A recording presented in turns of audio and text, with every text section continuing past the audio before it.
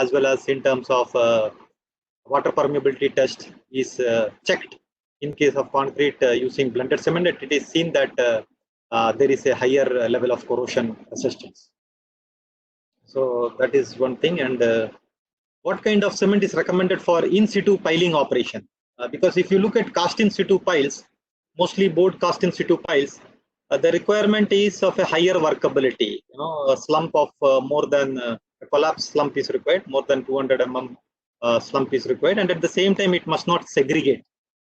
So if you are going in for a piling operation, a cast in situ pile, we would very much recommend blended cement to be used, so that you get a concrete of very good workability, because a flowable concrete is needed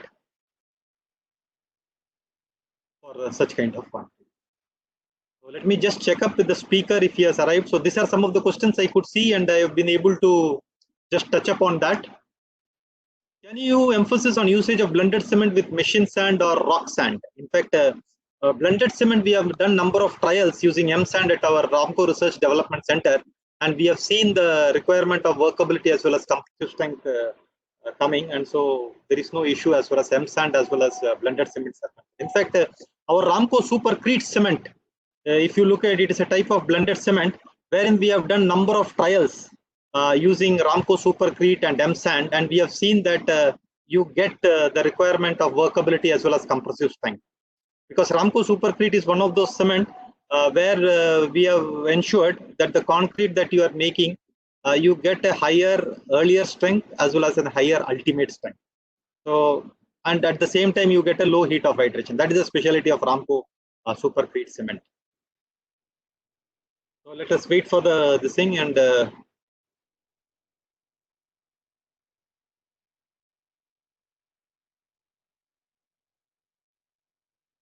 I think the speaker has not come. Before we start off this thing, let me just also bring to your kind notice one very important thing. In fact, today is a special day for all of us at Ramco Cement. Today is our Ramco Founders Day. This is the 126th birth anniversary of our founder, Shri P.A.C. Ramaswamy Raja. In fact, at 1894, he was born in the year 1894, and today is 2020 this year. So that means it's almost 126 years.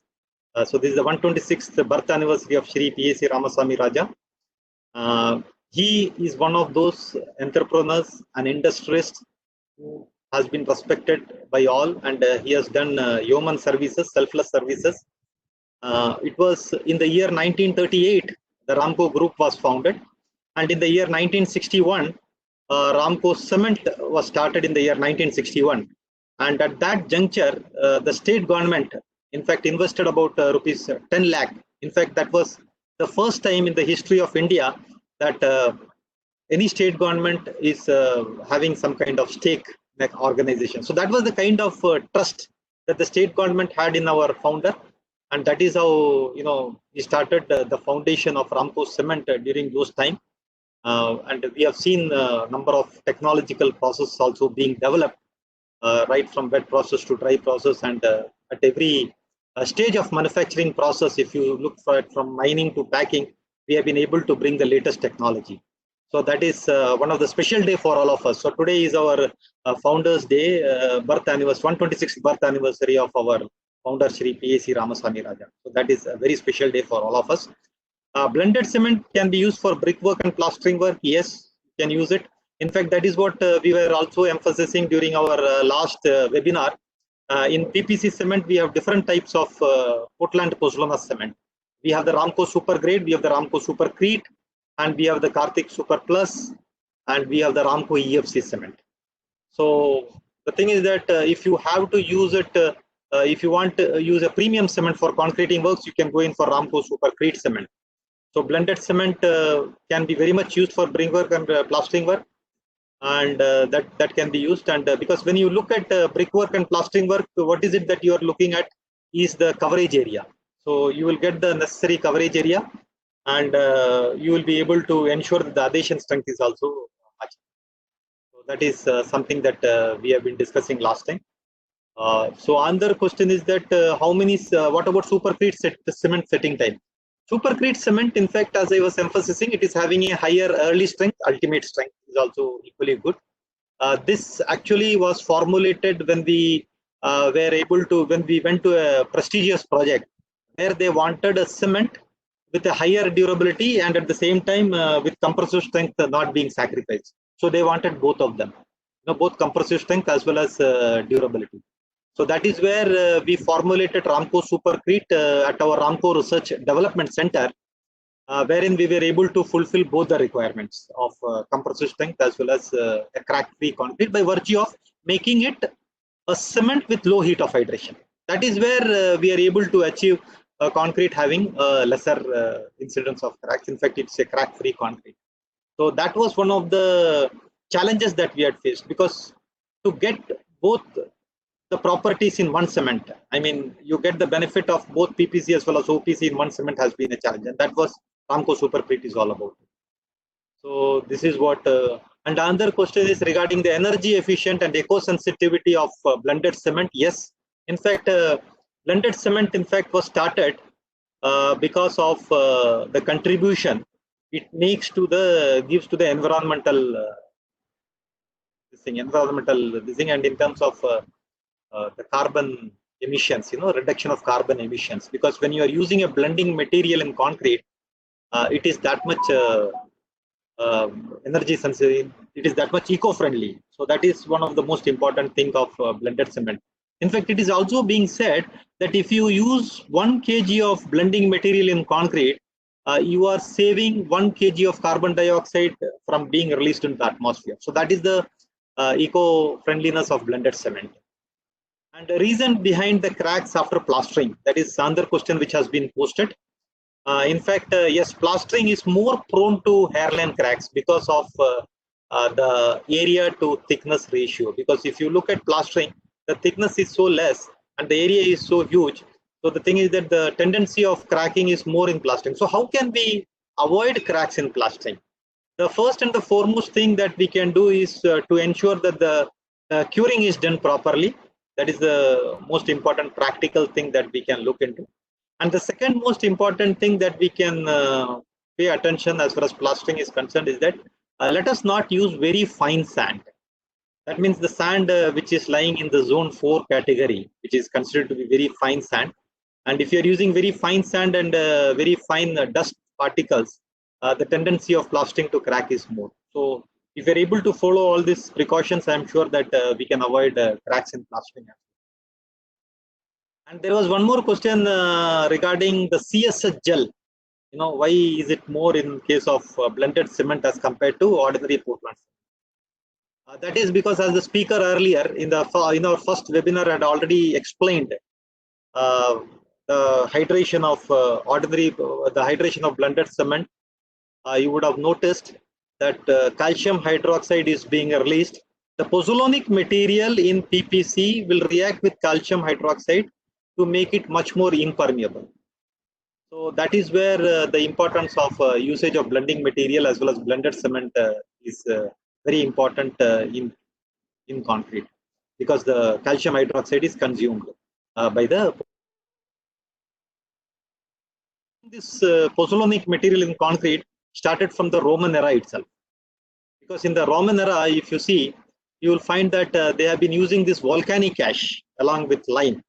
And that is where they were able to get a concrete of a very good durability. So the speaker is unable to connect as of now. So let us wait for him. So meanwhile, if there is any more questions, I think we can discuss on that. It will take some more time, I think, basically. And the minimum curing time was being asked the last this thing. In fact, if you see the minimum curing time, as far as the Indian Standard Code goes, for concrete with ordinary Portland cement or Portland pozzolana cement, what is being mentioned in IS 456 is 7 to 10 days. So that is the curing period, a minimum curing period that is required. But the more the curing that you are able to do, I think the concrete will be able to gain strength that much better. So you start the curing early, and if the curing is prolonged for a more duration, for a duration which is there up to 7 to 14 days, I think you will get a concrete which is much better. So curing plays a very critical role as far as gain of concrete strength is concerned. So those are the questions I believe I have been able to take it over. Which type of cement we can use in RCC and any specific cement of higher grade? That is, see, in RCC works, if you look at IS 456, all types of cements are recommended, whether it is a blended cements, PPC, PSC, as well as ordinary Portland cement. But as we were again emphasizing last time, the concrete requirement has to be defined properly.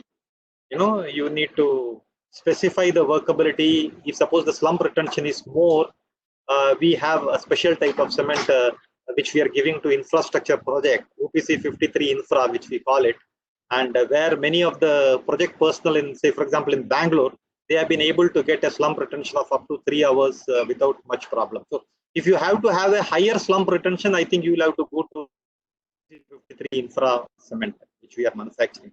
So if you are going in for that is why we were telling, more than the cement type, it is the requirement of concrete that is important. The application of that is very important. So another question is, some engineers were asking OPC 43 for plastering instead of PPC to avoid cracks. Can we reduce the plastering crack by using OPC 43?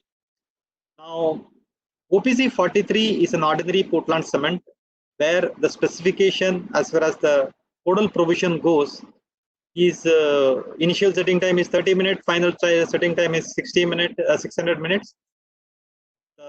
Strength, as far as the strength is concerned, you will find that the minimum 28-day compressive strength is 43 MPa, maximum is 58 MPa.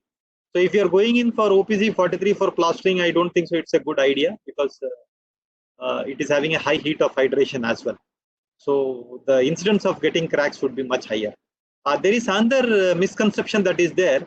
Many of the construction professionals, there is this thing that OPC 43 may be having a lower heat of hydration as compared to OPC 53. But the heat of hydration parameter is not at all mentioned in the cement test certificate. So if you want to have a better idea of the heat of hydration, I think it needs to be tested. So ordinary Portland cement in general will have a high heat of hydration as compared to Portland post-Malone cement or blended cement. So if you want to have a low heat of hydration, it is always better to go in for a blended cement. So that is it necessary to mix waterproofing liquid in slab concreting? A very important question. There are different types of waterproofing compounds which you would see. There is this integral waterproofing compound which we mix with concrete at the time of concrete, and there is a separate code for that as far as integral waterproofing is concerned. What they say is that when you are going to use integral waterproofing compound in concrete, most of the time it is not required. If you are able to make a concrete which is having a high permeability, very good cohesiveness, very good compressive strength, I don't think so that should be a problem. But if you are going for using an integral waterproofing compound, you need to ensure that it does not influence the setting time and compressive strength of concrete. So from that perspective, it is always advisable to check the compressive strength of concrete with waterproofing admixture as well as without waterproofing admixture, and then compare the properties of both the concrete, a controlled concrete as well as one with the waterproofing. That is very important. But if you are able to make a concrete which fulfills everything, I don't think so. It is required until unless it is a very critical structure, wherein you may need a high degree of waterproofing, or if suppose the structure is in a place where there is a continuous inflow of water, then you may have to go for the waterproofing techniques and all. Otherwise, I don't think so. We may be able to do that. So that is one thing, and I'll just till this. Does the initial composition time structure of the concrete mix differ when the crushed sand is added? Should blended cement not be used in any particular element of? Blended cements can be used for all grades of concrete. In fact, we have designed at our Ramco Research Development Center concrete grades ranging from M20 and higher, M60, M70 as well is blended cement are being used. And another very important example that you should see is that many of the ready mix concrete, you will find that blending percentage is there. Without blending material, you cannot go in for designing a high grade concrete. Because the maximum cement content that is prescribed in IS 456 is 450 kg per cubic meter. And if you have to exceed that cement content, you will have to use a blending material. Because with a cementitious material, what we call it, blending or cementitious material has to be added. Because without that, you may not be able to fulfill the requirement of that minimum the cementitious content for higher grade of concrete. So when you have to use this blending material or cementitious content even for high grade concrete, I mean, you can imagine, the importance of blending material even for a grade of concrete like M20, because as we were telling, heat of hydration is brought down and durability is enhanced. So, if you look at the various mix design, in fact, we have a database of the concrete mix design at our Ramco Research Development Center using various cementitious percentage in ordinary Portland cement as well as with different blended cement.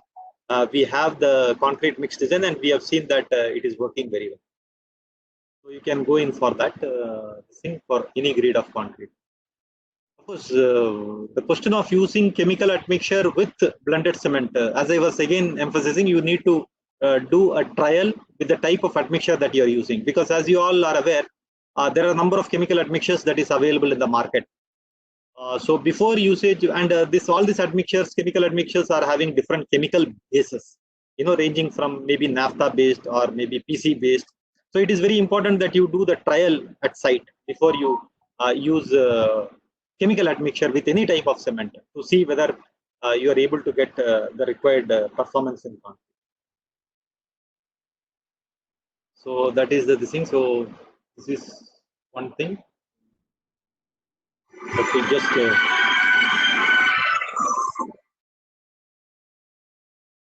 blended cement can be used in water tanks. Yes, because water tanks you need a concrete which is highly densified, and of course the concrete making methodology in case of water tank would be different as compared to an ordinary concrete.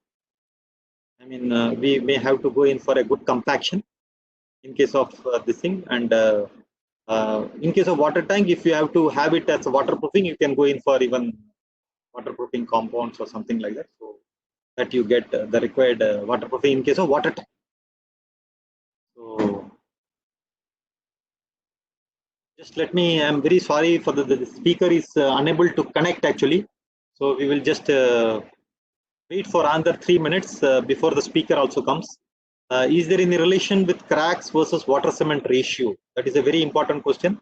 Yes, there is. Higher the water cement ratio, more the concrete has a tendency to crack.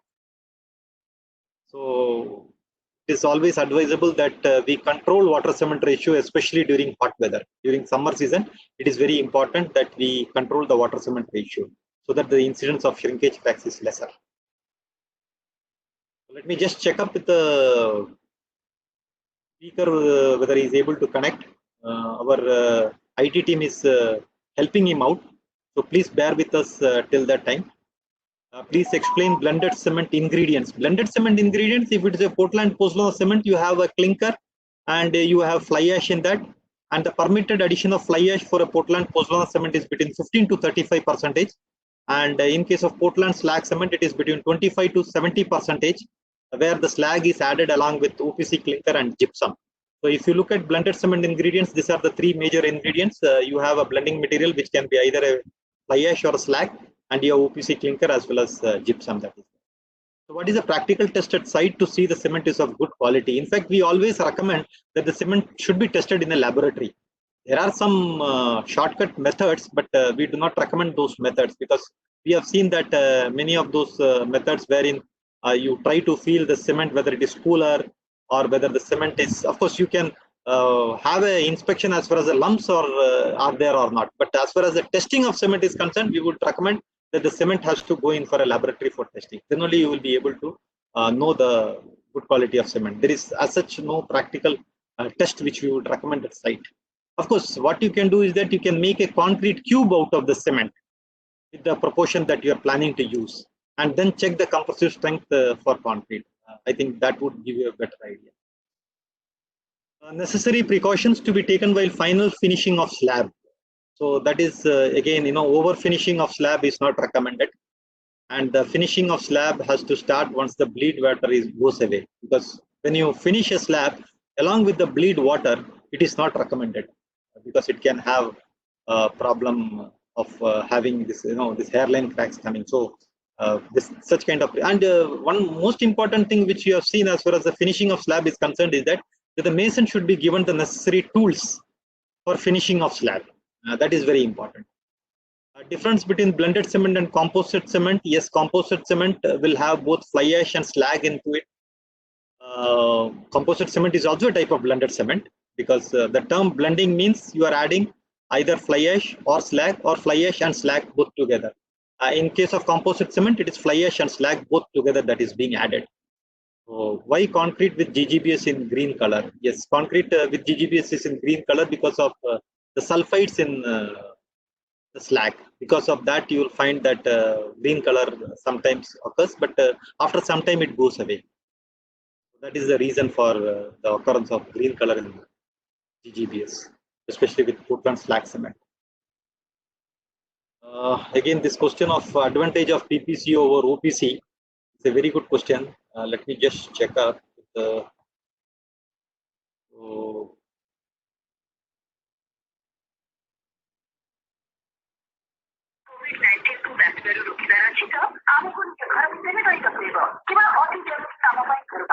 I'll just check up with the speaker whether he's able to.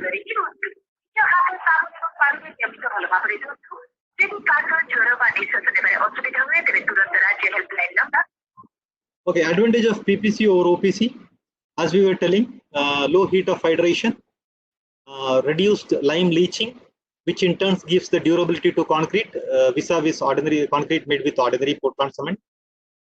That is one of the biggest advantages when you use Portland Pozzolana cement. Now, there were many concerns as far as compressive strength in Portland Pozzolana cement is concerned, and we have been able to address it.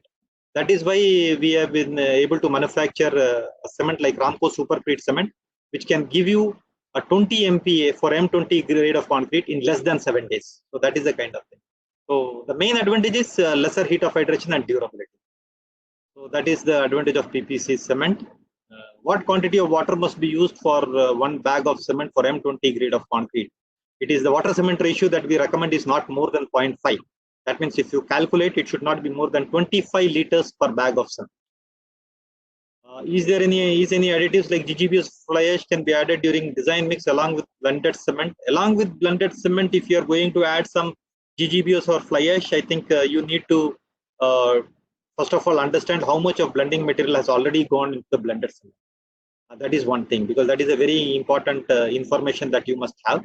And based on that, maybe if you are blending it at site, you can do that.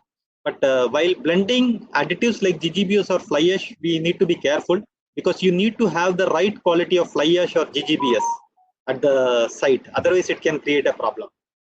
Say, for example, fly ash itself is having a separate IS code, IS 3812, where they have mentioned the lime reactivity of fly ash has to be more than 4.5 MPa. The reason being, a pozzolanic material like fly ash has to react quickly with clinker. So for that purpose, this lime reactivity is given.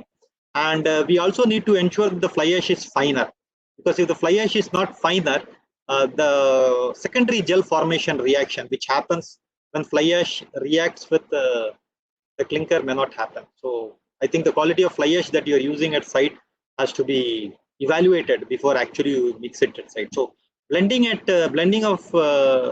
cementitious material at site need to be taken up with caution, and you need to ensure that you get the right quality of blending material. More so when you are using blended cement and additives at site. So how can we immediately test the compressive strength of cement sample for bulker itself? We can give you the compressive strength. The manufacturer's test result is there. Immediately, of course, you cannot test it. It will take time. If you have to have 1 day strength, you have to wait for 1 day for the cement mortar. If you have to get the 3 day strength, you have to wait for 3 days. There is no shortcut method as far as the cement strength is concerned. So time period is required. But before you use the bulker, we can always give you the compressive, we can give you the manufacturer's test certificate. So that is one thing. And so these are some of the major questions that have come about.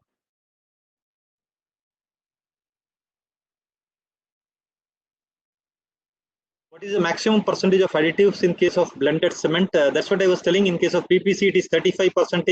If the PPC is manufactured at the plant, and in case of slag cement, the maximum percentage is 70%. Whereas if the blending material has to be added at site, there is no specification for the maximum limit for blending a cementitious material at site. But for cement plants, we have the maximum percentage, 35% in case of PPC, 70% in case of PSC. So those are the limits. So can we grind coarse fly ash and use as cement replacement? What is the maximum percentage of replacement of P? That's what I was just telling. Concrete mix in plant, we don't have a codal specification for that. For in situ blending, only for cement that is coming from the plant, you have that percentage. So how do you grade Ramco Supercrete? In fact, that is a very good question that has been asked even during the last time. Is there a grading that is there in PPC or PSC? As of now, there is no grading in case of blended cement. The grading of 43 and 53 is only there in case of ordinary Portland cement. In case of PPC, PSC, though no grading has been mentioned, but our Ramco Supercrete will definitely give you a strength of a 28-day strength of 53 MPa. So that is why we have been able to recommend that cement which is having the good qualities of an ordinary Portland cement as well as a blended cement. So a combination of both. That is what Ramco Supercrete is all about. But for blended, since Ramco Supercrete is a PPC cement, we don't have a separate grading for it. Accelerated curing tests, yes, it is being used everywhere with those formula, with those kind of this thing, because the adjustment has to be made. Because in case of accelerated curing, whatever 28-day strength you are able to get, you are trying to accelerate it. So there can be a kind of this thing, but it is valid. But there can be some errors when you are using blending materials. Can you suggest a method to reuse the crushed cube samples? Yes, there has been number of research papers on using this demolished material, especially which is coming from the demolished concrete. It can be used. But the thing is that before usage of such crushed cube sample, the trials have to be done. Because if you look in concrete technology, before using of any kind of material which we have not been used earlier, I think exhaustive trials has to be done to ensure that it works very well in concrete. Otherwise, we may not be able to get the right kind of requirement in concrete.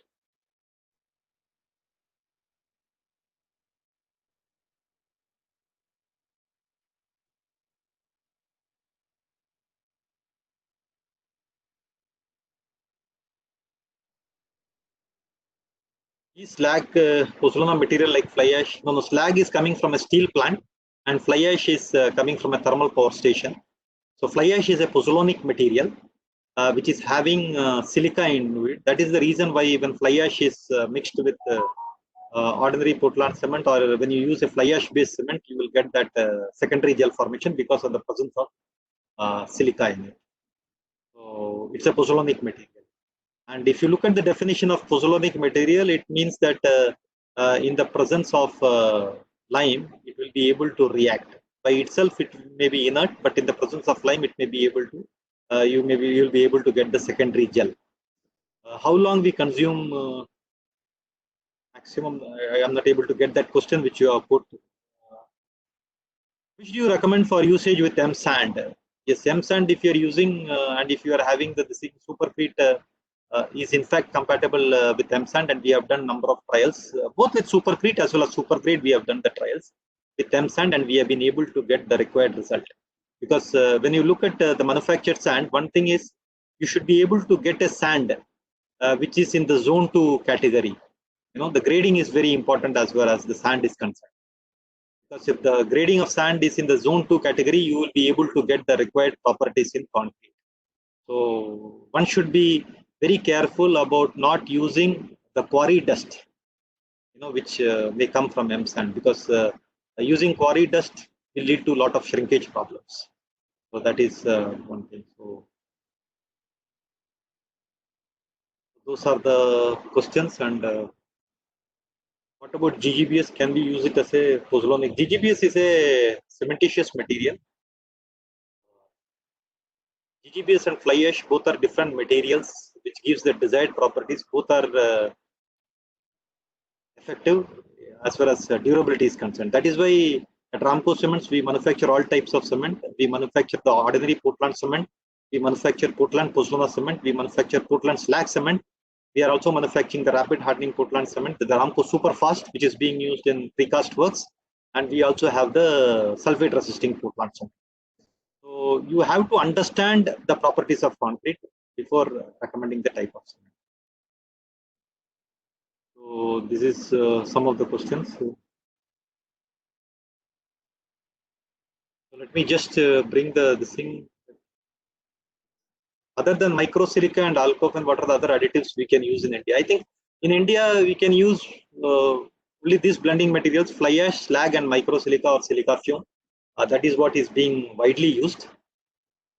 For higher grade of concrete, the percentage of silica fume has to be limited between 5 to 10%.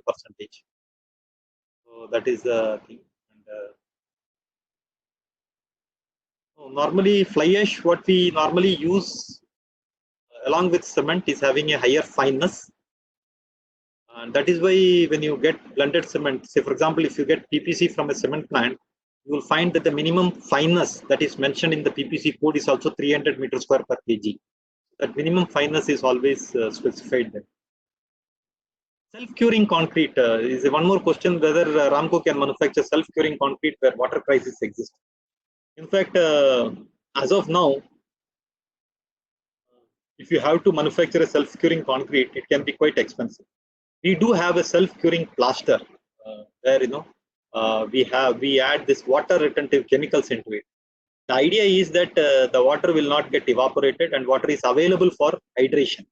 That is the basic idea of using the self-curing compound.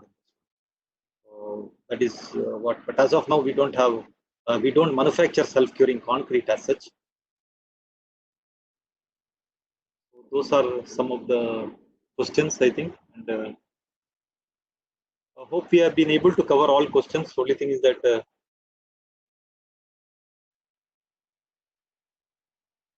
how can we check the strength of cover? The cover of the reinforcement bar has to be good. Whatever this thing you are going to use, you may have to ensure this compressive strength of the cover is good, because the quality of cover to steel reinforcement is very important. Because if the quality of concrete cover is not good, you will find that there is a tendency of corrosion of reinforcement steel. Which is economical, blended or PPC in domestic construction using fine aggregate as sand? You can go in for always the economical mix proportion. If you have to get, it is with blended cement, and we have seen number of economical mix proportion with Portland Pozzolana cement, because you will have to look at it from the perspective of getting the required workability and required compressive strength. So PPC gets you the required workability which is there. So one can design an economical mix using Portland Pozzolana cement.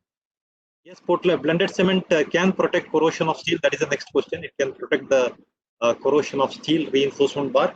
And this has been particularly mentioned in IS 456. If you look at IS 456, and if you compare the latest amendment with the 1978 code, you will find that blended cement is being recommended for all types of avoiding all types of concrete deterioration. Any kind of deterioration the concrete faces, maybe because of the soil conditions or because of the water conditions, those kind of problems can be avoided by using blended cement. So yes, corrosion of steel reinforcement can be avoided. And Chandi, yeah. Okay. So shall we say that it is not there? The speaker is not able to connect. I think there is some problem at the speaker's end. He is not able to connect with us today. We are very sorry about it. The speaker is having some technical issues in terms of connection. So we may not be able to get him today because he's not he's from Bhubaneswar and he's not able to connect with us. Any admixture concept behind GGBS helps in overcoming sulfate attack on concrete? Yes. In fact, if you see the usage, whether whether you have to use blended cement or SRC cement for concreting, I would rather suggest that we go for a blended cement. Why? Because sulfate resisting Portland cement is very good in avoiding the attack of sulfates in soil or water. Whereas it is very weak in resisting chloride. So when you are using sulfate resistant cement in concrete, please ensure that there is no chloride in soil or in water, because sulfate resistant cement is very weak in resisting chloride. So if you have both sulfates and chlorides in soil or water, it is better to go in for a blended cement. So that is the comparison between SRC cement and blended cement. So for GGBS, which code is okay? Which code says, all right. For Portland Pozzolana cement, we have the IS code IS 1489, which specifies the minimum and maximum percentage of fly ash that has to be used for a cement which is coming from a cement plant.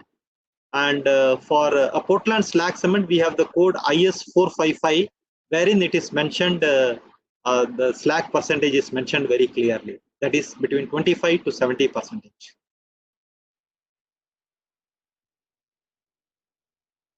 All right, because we are very sorry because our speaker was not able to connect from Bhubaneswar, because we wanted to have one more talk on blended cement today to clarify most of the queries, and we hope that we have been able to clarify most of them. And in case if there are some more queries that are left, we would always be very happy to get an email from you. But some more time is there. If there is any other queries as far as blended cement is concerned, we're very happy to resolve that.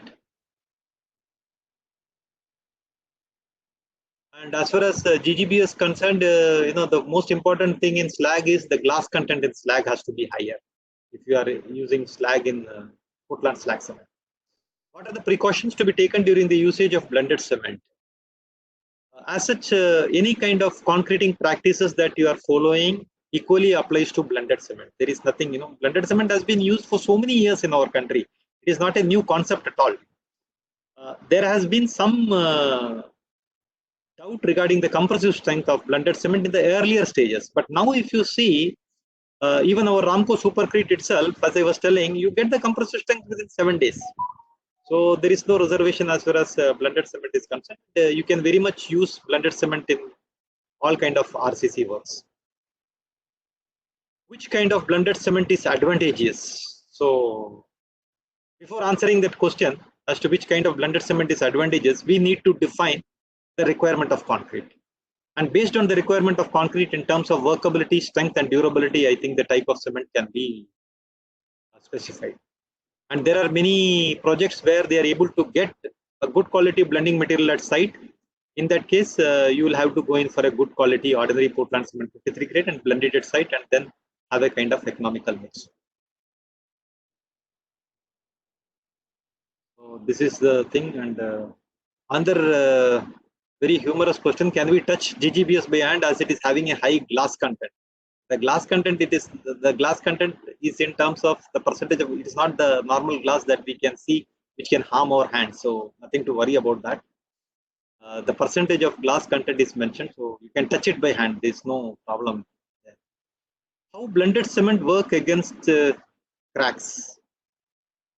Blended cement works, if you use blended cement, the heat of hydration is lower. So by virtue of being a cement with low heat of hydration, it can work for resisting the cracks.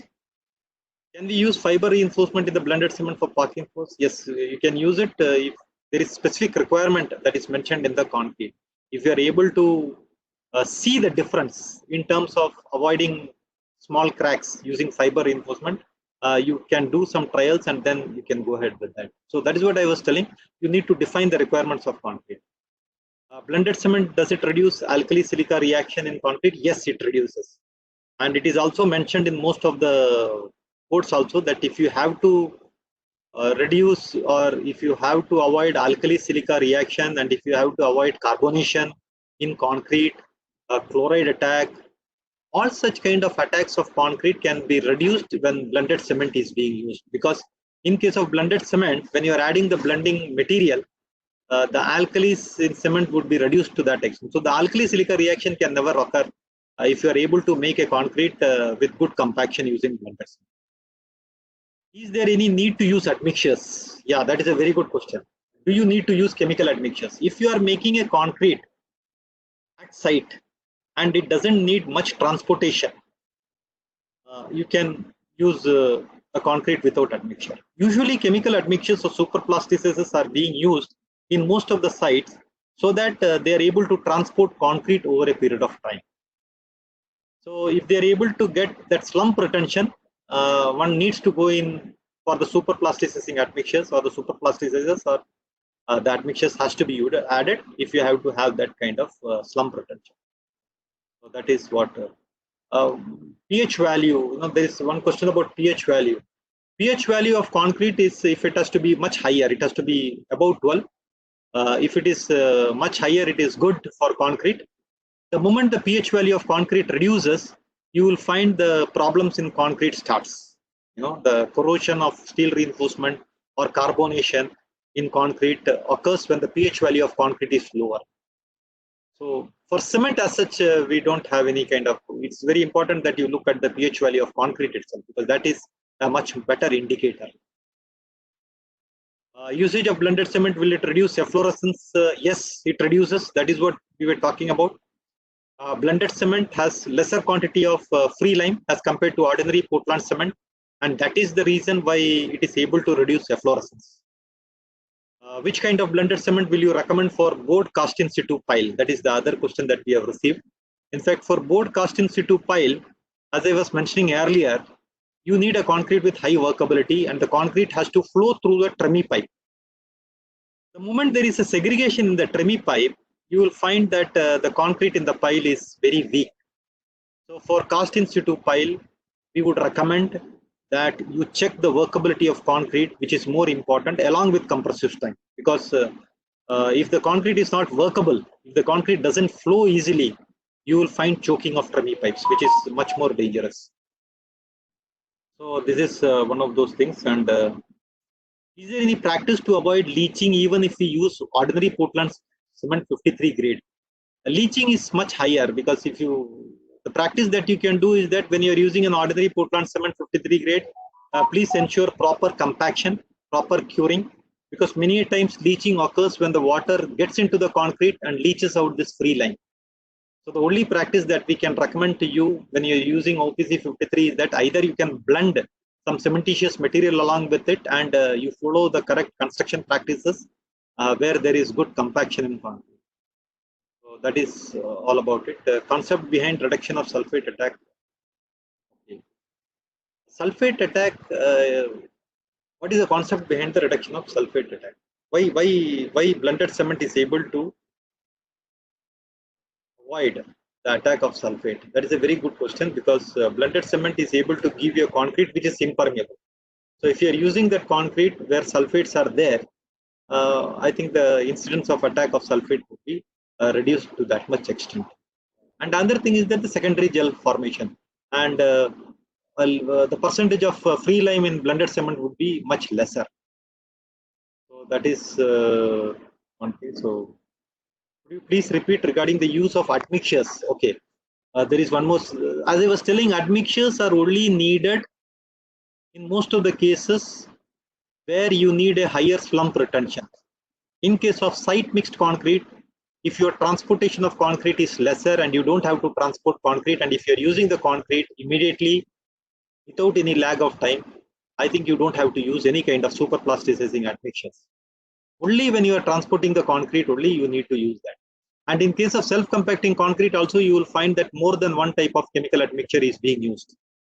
So that you get, because self-compacting concrete usually are concrete of higher grade and having the highest workability. So to get both, I think you may have to use two types of chemical admixtures. So only for those types of concrete you can use chemical admixtures. One is making a special type of concrete, and second is if you have to transport the concrete over longer distances. Otherwise, for normal site concrete, I don't think so chemical admixture is needed. Say for example, if you are constructing a house, a M20 grade of concrete, chemical admixture is not.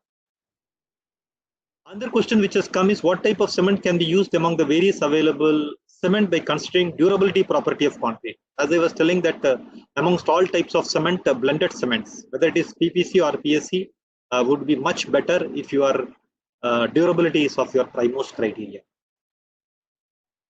So this is what Can I use other admixtures in blended cement? Otherwise, which admixture I don't use?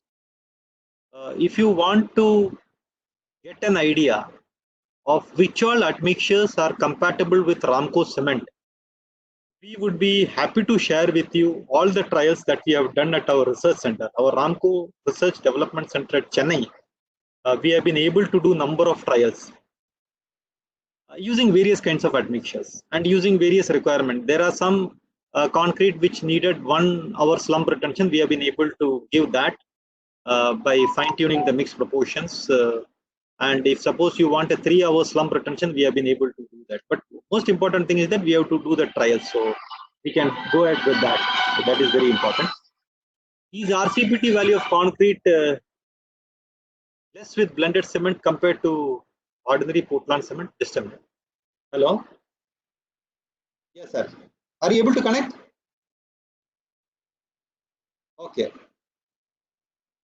Okay. All right. All right. Okay. Okay. Fine. Fine. Fine. Fine. No problem, sir. No, no problem. No issues. It's no issues. No issues, sir. Thank you. Okay. In fact, the call was from the speaker. He's having some weather problem in Bhubaneswar, due to which there is a disturbance in the internet connection. So we have not been able to take the speaker online because of that, because of the wind velocity that is there, and he is not able to use it, and his internet connection is not working. Is RCPT value of concrete less with blended cement compared to OPC? Yes. The rapid chloride penetration test, which we have been doing at our research center also, we have seen that the RCPT value of concrete made with blended cement, we have been able to get less than 2000 coulomb in most of the cases. So if you are able to get an RCPT value of less than 2000 coulomb when you're using blended cement, I think that itself is an indicator that blended cement is having much better durability as compared to ordinary Portland cement. So each strength of blended and normal OPC cement is same. As far as codal specification goes, the strength of PPC and PSC after 28 days is 33 MPa, and OPC 53, our strength after 28 days is 53 MPa. But due to the advances in technology in our manufacturing process itself, even at Ramco Cement, we have been able to get the same compressive strength for both PPC as well as PSC. So compressive strength, you don't have to worry about it. And if suppose you have some reservation, what we would recommend to you is that, as is the practice, you can always take a cube of concrete using both types of cement and compare for yourself. You will get the required compressive strength. So if someone uses PPC cement in one hand and a combination of OPC and fly ash in other hand for two different structures of same grade, which one will show better results and why? That is a very good question. See, this question also is dependent on the type of concrete. If, say, for example, you are using PPC cement for M20 grade of concrete, you can very well go ahead with that. And if you are able to get fly ash, and if you have to blend with ordinary Portland cement, then you need to have the necessary infrastructure at site if you are going in for blending at site. We have seen using PPC cement, we have done number of trials and many of our customers have used it over the so many years. If you see Ramco Super Grade itself, it's a blender, it's a Portland Pozzolana cement which has been there for so many years, and so many structures have been built using it. So the thing is that if you compare both, we have seen that PPC cement in most of the cases have been able to give good results. But if you are going in for a special concrete, say for example self-compacting concrete of very high grade, only in those cases you may have to go in for a blending, in which case you will get a better result. So the thing is that you will have to define the type of concrete that you are going to use before deciding whether you have to use blend fly ash or slag at site. So that is very important. So these are some of the questions that we have got. The cement, the actual thickness of concrete cover depends on the exposure conditions. What is very important is the exposure condition of concrete. The exposure condition of concrete as per IS 456 is categorized from mild, moderate, severe, very severe, and extreme conditions. So based on the severity of the exposure conditions, one can determine the thickness of cement concrete. Some people are combining OPC and PPC based on availability and started casting a slab directly. So is there any harm? I don't think so. There should be any harm as long as you are able to get the compressive strength. But the thing is that we would always recommend one type of cement being used in a particular type of structure, because that would be easier for you to maintain the quality of concrete as well. So it is not recommended that you change the type of cement, within the structure itself. So if you're using one cement, one type of cement or one brand of cement for mixed design, I think you should go ahead with that rather than changing the type of brand of cement during the construction. There should not be any problem as far as normal grades are concerned. But if it's a special grade of concrete, I think there can be based on what requirement you have specified. See, most of the questions which I have been receiving now is with a rider. Without the requirement of concrete being specified, if we have to specify the cement, it is very tough. So that is the reason why we have been circulating this kind of questionnaire. In fact, I would be very happy to share you the questionnaire that we have been able to, circulate to customer construction professionals, so that they would be, they can share it with the concrete technologist to understand what grade of concrete, what type of cement is recommended. So I will just go to the questionnaire that we have been circulating, and what does it contain. If you look at the questionnaire, you will find, just go to the questionnaire. I'm just opening my slide just to give you an idea of what kind of requirements we are asking from the customer. Before you, this is what we are looking at.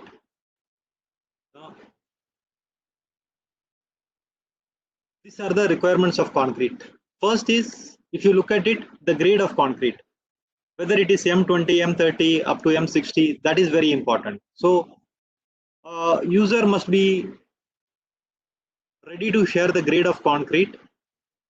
What is the workability that he needs for the particular structure? What is the slump after 30 minutes? What is the slump after 60 minutes, after 120, after 180, or after 240 minutes, as the case may be.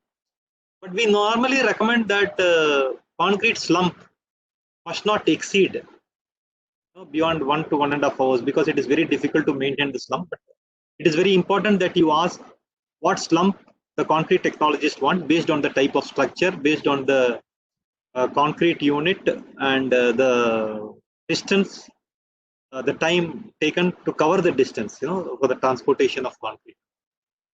Whether you need compressive strength after 1 day, 3 days, 7 days, that is very important, because there are many structures which need early strength. Like, say, for example, in case of precast applications, you may be interested in having a concrete having a very high 1 day strength. So it is very important whether 1 day strength is important, because that has to be specified. And most importantly, which type, brand, and dosage of chemical admixtures you are going to use. That needs to be mentioned, because based on the chemical admixture, one has to do the concrete trials.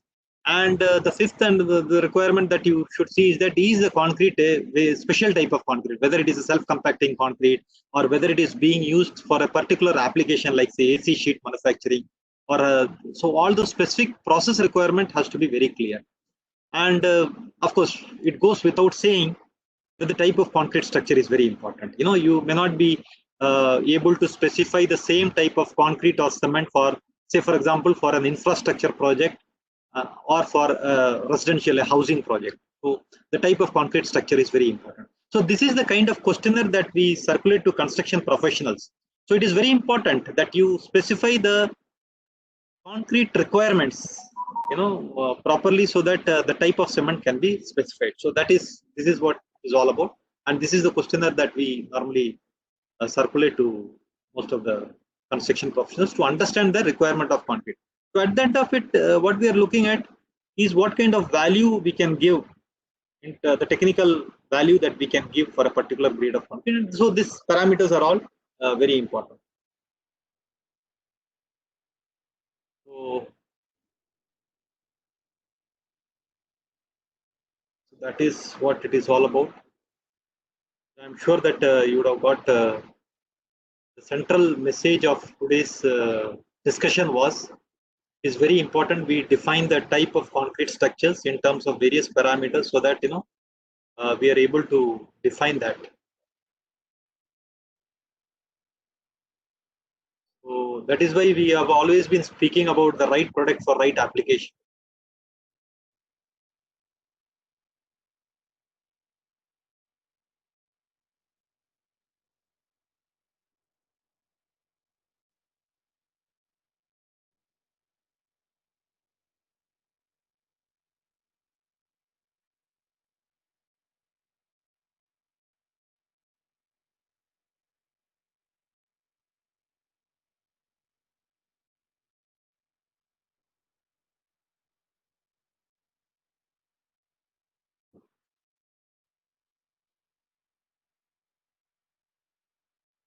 So that's it.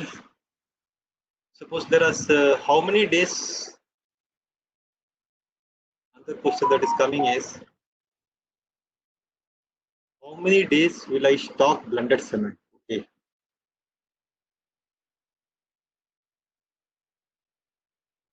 In fact, you can stock blended cements as long as it is protected from moisture or any water that is going into the cement. If it is stored properly, there are some precautions that we need to be taken while storing cement. One thing is that it must not touch the walls which are wet. If the wall is wet or if the floor where the cement is being stored is wet, there is a hydration reaction which takes place, due to which the cement cannot be used. And the second thing that you need to also to see is that whether the lumps can be broken or not. So if the lumps are breakable, you can use those cement. But if you are not able to break the lumps, I think the cement cannot be used. So if you are able to store cement away from moisture and ensuring that water droplets doesn't get in contact with the cement, I think you can store it.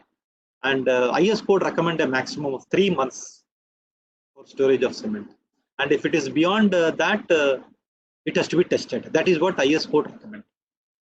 So this is what all about this. So let me see if there are any other questions that is left to be resolved. Again, for those of them who have logged it late, let me just again inform you that the speaker could not connect with us because of some internet connection in his area. There has been a high wind velocity and the weather is due to inclemental weather. He has not been able to connect with us from Bhubaneswar, so he has sent his apologies for that. He has tried all possible methods to connect with us, but he was not able to do that. Can we use blended cement concrete for higher thickness slab? Say yes, you can always go in for that, because the more the thickness of the slab it is, the heat of hydration is higher. And because as you could see in case of mass concreting, or say for example, if the thickness of slab is higher, the heat of hydration goes up. And there, I think blended cement is the only solution. So if as your thickness of the slab goes up, you will have to go. So those are the, I think we have been able to cover most of the questions, and if there is anything else that needs to be. How different is Ramco cement from other cement is one of the questions that has come about. Let me also tell you that what we do at our cement plant is to manufacture a cement which gives consistent quality. What we look at is the consistency in quality. So we have 12 different brands of cement. 12 different brands of cement, which covers the 5 different types of cement. So we are able to give you different brands of cement, 12 different brands of cement, 4 from PPC, 4 from OPC, 2 of Portland slag cement, 1 of Ramco Superfast, which is suitable for precast works, and then we give you the sulfate resistant cement. So we are able to give you so many types of cement. We do not recommend, or we are not insisting that you should use a type of cement itself. We are always going in for the type of concrete, and we always recommend that our construction professionals define the type of concrete that they want to use for concrete structure, and based on that only we recommend the type of cement. So that is the second thing. So first thing that I was talking about is consistency in quality of Ramco cement. That is what we are able to maintain, and we are giving to many critical structures, be it nuclear power structure, be it infrastructure project, be it a multi-storied building. We are able to give that consistent quality cement. So that we are able to ensure, and that is the challenge that we are able to overcome in terms of that. So consistency in quality of cement. Various types of cement for different application. We have been able to customize, and we have been able to use that right cement for right application. And the third and the most important thing is that Ramco cement is having so much experience. As I was telling, we started in the year 1961, and today, of course, as I was mentioning at the beginning of the talk, that we are celebrating today is our Founders Day. This thing because our founder Sri P.A.C. Ramasamy Raja was born on this day, and he started the organization in the year Ramco Cement in the year 1961. So we are having that learning curve, which is very important as far as cement manufacturing is concerned. So that is the reason I think we have been able to look at quality as one of the competitive advantage. So we have been able to fulfill all that. So that is why that is how Ramco Cement is different from other cements. And most importantly, the research center that is there. I'm sure that many of you would not have heard about a research center with a cement organization. We have been doing number of trials at our research center in Chennai, and most of the professionals have visited our research center also.